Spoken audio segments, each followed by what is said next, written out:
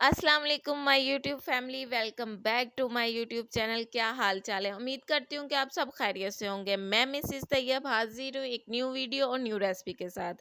आज मैं बनाने जा रही हूँ लजीजा फिरनी, जो बहुत ही जल्दी और झटपट बन जाती है। चलें वीडियो स्टार्ट करते हैं। जैसे जैसे मैं बनाती जाऊंगी आपको चीज़ें बताती जाऊंगी। आपने फुल वॉच करनी है वीडियो। ओके, चले मैंने चावल लिए हैं आधा कप, और उसको उनको मैंने भिगो के रख दिया था। और पानी मैंने लिया है 2 गिलास, मतलब कि टू टू ग्लास मैंने पानी लिया है। और उसको बॉईल आने के बाद मैंने चावल उसमें डाल दिए हैं। और चावल अच्छे तरीके से आपने बॉईल करने हैं, अच्छे तरीके से बॉईल करने हैं, मतलब कि बिल्कुल कमी पेशी नहीं छोड़नी।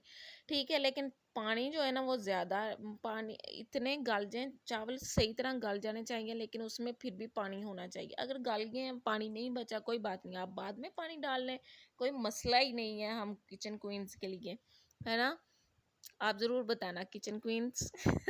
हमारे लिए किचन का कोई काम में कोई मसला हो सकता है? कभी भी नहीं। झटपट मसले का हल निकाल लेते हैं। और ये देखेंगे, मैं दिखा रही हूँ आपको कि चावल अच्छे तरीके से गल गए हैं, लेकिन इसमें फिर भी पानी है। ठीक है, आगे मैं बताती हूँ कि पानी क्यों होना चाहिए। पानी इसलिए होना चाहिए कि हमने ग्राइंड करने हैं चावल, और अगर पानी नहीं होगा तो वो ग्राइंड नहीं होंगे सही तरीके से। और अगर पानी होगा तो वो अच्छे तरीके से ग्रेवी बन जाएगी। अभी मैं ग्राइंड कर रही हूँ और बाद में आपको बताती हूँ कि खोल के दिखाती हूँ कि पानी का मकसद क्या था असल में। पानी का मकसद मैं आपको दिखा के और फिर बताती हूँ कि पानी का मकसद क्या था। ये देखें, पानी का मकसद ये था कि ये बिल्कुल यानी कि जो जम जाते हैं ना चावल, वो उस तरह ना रहे। पानी होगा तो वो अच्छे तरीके से ग्रेवी बन जाएगी। कितनी अच्छी और स्मूथ ग्रेवी बनी है कि पता ही नहीं चल रहा कि ये चावलों की ग्रेवी है, ऐसे जैसे दूध गाढ़ा किया हुआ है बस। 1.5 किलो मैंने दूध लिया है, और मतलब कि 1.5 kg मैंने दूध लिया है।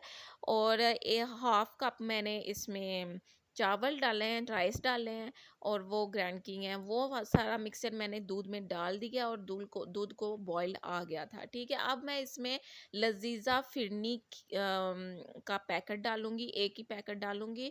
इसमें नट्स बहुत ज़्यादा होते हैं और ये इंस्टेंट तैयार हो जाती है। ठीक है, और चावल भी डाले हैं ना, तो बिल्कुल पता ही नहीं चलेगा कि हमने घर में बनाई है कि बाहर से लेकर आए हैं। इतनी अच्छे इस तरीके से बनती है। और इलायची जो है ना, मैंने छोटी इलायची एक ही डाली है, लेकिन आप लोग ना 2 डालना। मेरे हस्बैंड को इतनी इलायची पसंद नहीं, इसलिए मैं एक ही डालती हूँ कि थोड़ी सी बस खुशबू आ जाए हल्की सी। ज़्यादा हो जाए तो उनको गुस्सा आ जाता है। चलें जी, हस्बैंड की तो माननी पड़ती है।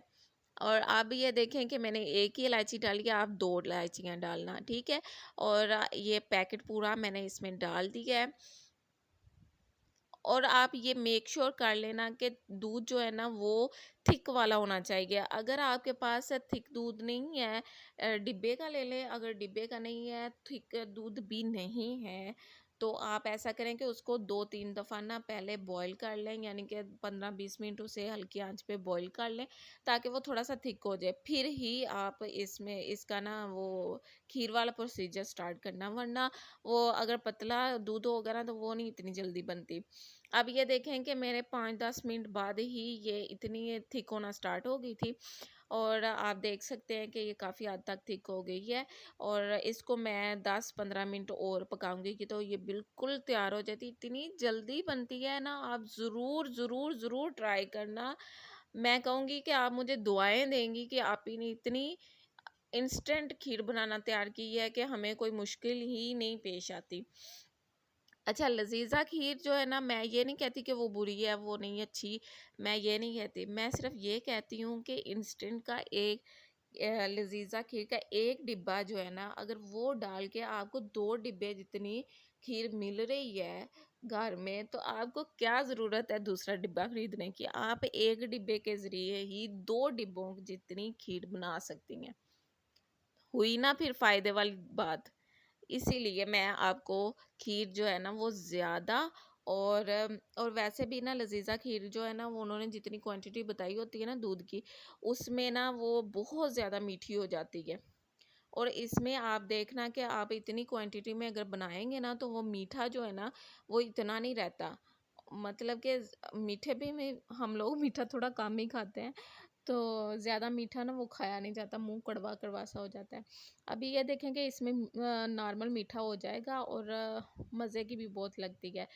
और ये देखें कि ये बिल्कुल तैयार हो गई है। आपको मैं एक बात बताऊं, पकने का ना खीर और फिरनी, ये चीज़ें जो है ना जब पक पक जाती हैं ना, पकने का जो है ना एक टेक्निक होती है, एक अमल होता है जिससे पता चल जाता है कि ये बिल्कुल तैयार हो गई है और अब इसका चूल्हा बंद कर देना चाहिए। वो ये है कि इसका ना छींटे पड़ना शुरू हो जाती हैं। ये देखना, ये देखें कितनी छींटे पड़ रही हैं ना, हाथ पे इतनी ज़ोर से लगती हैं ना गरम गरम।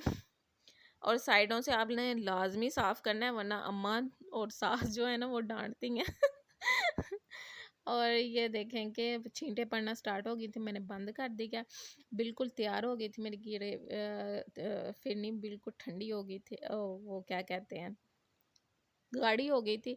अब मैंने बंद कर दिया चूल्हा और मैंने डिश आउट कर लिया। अब हल्की फुल्की सी जितनी मुझे आती है सजावट करनी, मतलब कि जितने नट्स मेरे पास थे ना उनको मैंने अपने तरीके से, अपने देसी तरीके से जितना सजा सकती थी ना मैंने सजा लिया। आपके पास जितने नट्स हैं, आप पिस्ता, बादाम, काजू जो भी आप डालना चाहें आप डाल सकते हैं। वैसे एक फिनिंग जग का जो पैकेट होता है ना उसके अंदर भी बहुत ज़्यादा नट्स होते हैं। और ये देखें कि मैंने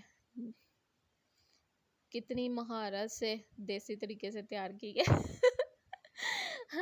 आप लोग भी ना मुझे फिरनी बनाना ना भूलिएगा मत। आप फिरनी बनाएंगे तो मुझे लाजमी तस्वीर सेंड कीजिएगा।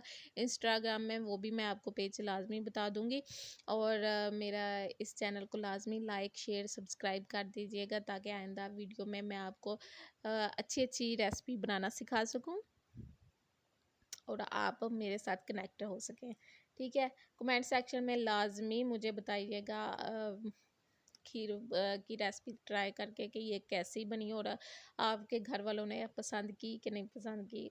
इंशाल्लाह लाजमी पसंद कीजिए करेंगे। आप ज़रूर ट्राई करना। और ये देखें कि ये फ्रीज़र में मैंने रखी थी 2 घंटे और बिल्कुल ठंडी हो गई थी, तो अब मैं इसे खाने लगी हूँ।